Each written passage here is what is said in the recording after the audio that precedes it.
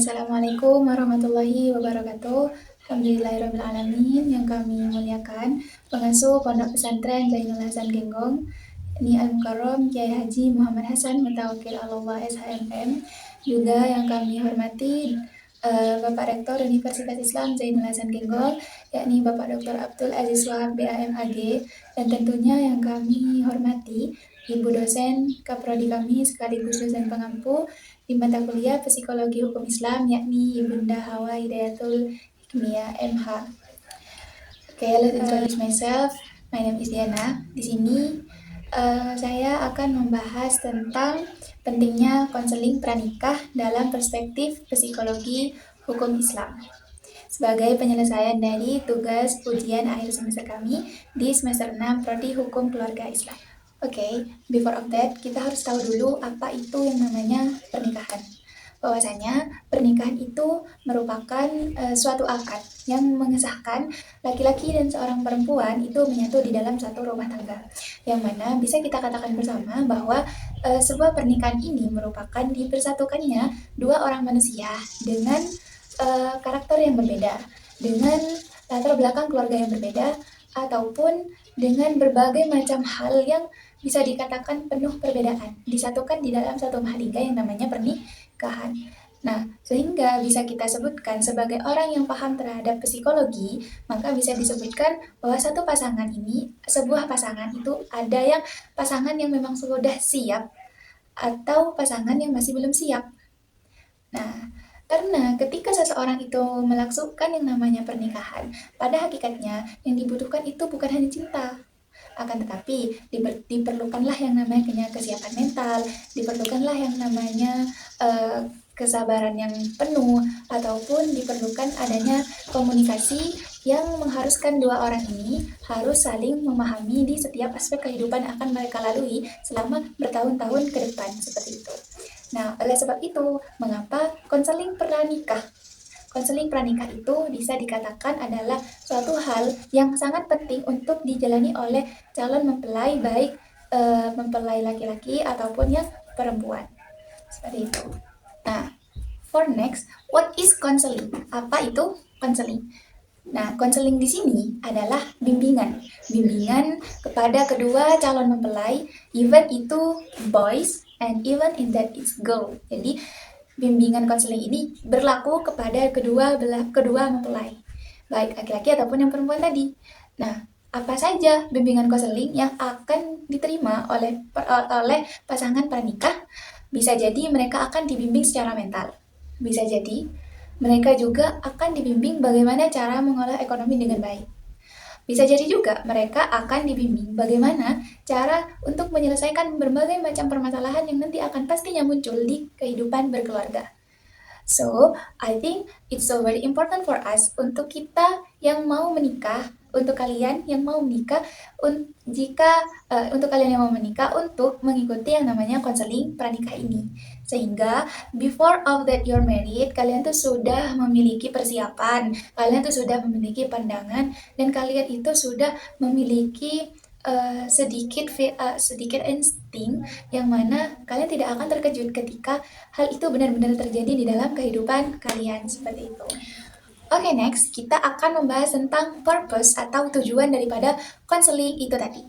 Nah, di sini ada 5 poin, 5 tujuan penting kenapa konseling itu obligation atau seharus itu, sesunnah muakkad itu untuk dijalankan oleh mempelai before of the marriage gitu. Jadi, point of one adalah membantu mengenal karakter dari masing-masing pasangan. Nah, it's like I said before, bahwa seseorang yang menikah itu terkadang adalah dua orang yang tidak saling mengenal. Ada juga yang memang mereka sudah mengenal sejak lama. But, however of that, bagaimanapun itu, sekalipun mereka itu sudah mengenal sejak lama, dapat kami pastikan pula, karakter yang keluar di masa itu bukanlah karakter asli dari si perempuan atau si laki-laki. Oke? So, jadi di konseling ini mereka itu akan diajarkan bagaimana cara untuk memahami karakter dari pasangan masing-masing. It's cause yang akan keluar ketika nanti kita akan menikah itu adalah karakter-karakter yang tidak terduga-duga, ternyata suaminya saya itu karakternya seperti ini ya. Ternyata istrinya saya kira istrinya saya sependiam itu. Dan tapi ternyata suaminya saya itu memiliki karakter yang seperti ini dan berbagai macam pertanyaan yang pastinya nanti akan timbul. Sehingga ketika seseorang yang memang sudah mengikuti kepada konseling itu tadi, dia itu tidak akan terjadi yang keterkejutan sebesar itu. Syakat sih ada, tapi itu tidak akan overthinking di mana mereka tuh terkejut sehingga merasa menyesal dengan pernikahan. Nah, itu ditakutkan sehingga harus difahami dari awal dan sebelum pernikahan. Oke, the second point adalah meningkatkan komunikasi. Nah, sebagai dua manusia yang menyatu di dalam segala perbedaan tadi, yang paling penting di antara keduanya adalah komunikasi yang baik. Yang mana ketika seseorang itu sudah kehilangan yang namanya komunikasi di dalam berkeluarga, dapat dipastikan akan sangat banyak problem-problem yang akan masuk ke dalam celah rumah tangga mereka. Sehingga kalau komunikasinya sudah rusak, maka sudah mulai muncul ketidakjujuran, akan mulai muncul overthinking yang dipendam sendiri, akan mulai muncul keresahan yang tidak disampaikan kepada pasangan, akan mulai muncul berbagai macam pernyataan yang tidak ditanyakan secara langsung, yang hanya dinilai dengan opini mereka sendiri. Dan itu danger. Oke, next. Poin ketiga, yaitu menyamakan visi, harapan, dan tujuan pernikahan. Apalagi untuk dua manusia yang perjodohan lah, katakan dia itu saling mengenal karena dijodohkan oleh orang tua atau kakek neneknya. Itu sangat diperlukan tuh adanya kerjasama, penyamaan visi, harapan kedepannya aku sama kamu itu akan seperti apa. Terus tujuan daripada pernikahan ini kira-kira kita akan berkembang lewat bidang yang mana. Nah, itu akan lebih baik dan sangat lebih baik dibicarakan sebelum kalian menikah. Itu kalian sudah punya pandangan tersendiri untuk the purpose of your life for the next gitu. Sehingga ketika akad itu sudah selesai, maksudnya dua orang itu tadi sudah memiliki pandangan pernikahan ini larinya mau di gimana, seperti itu. Oke, next poin keempat yaitu mempersiapkan pembagian peran dan tanggung jawab. It's obligation for this, it's cause pernikahan itu kan terdiri dari girl and boy, yang mana laki-laki dan perempuan ini memiliki dua psikologi yang berbeda, dua cara pandang yang berbeda, dan dua cara berpikir yang berbeda.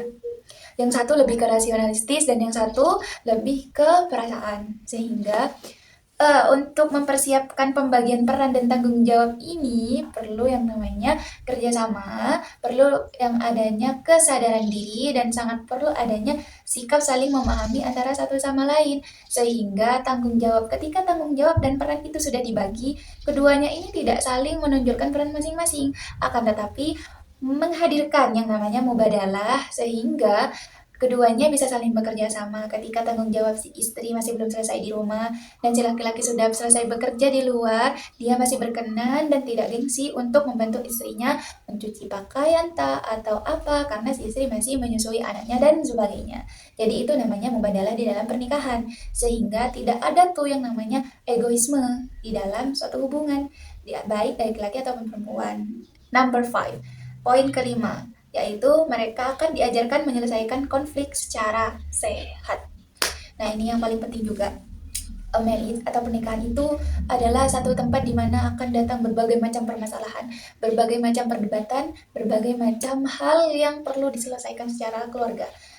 But jangan sampai perdebatan, permasalahan, percekcokan yang ada di antara kedua belah pihak ini sampai menghadirkan orang ketiga, even itu ibu, even itu mertua, dan nanti jangan sampai.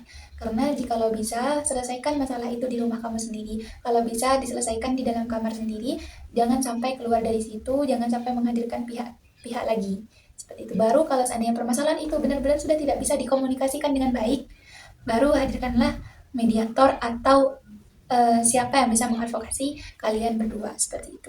Jadi di konseling ini kalian akan diajarkan the manner untuk menyelesaikan suatu permasalahan, the manner untuk kita mencari celah yang baik untuk diambil ketika terjadi suatu hal, dan the manner untuk kita tidak mudah emosi di dalam menyelesaikan suatu masalah. So, I have learned to tell all something that I want to say to you all.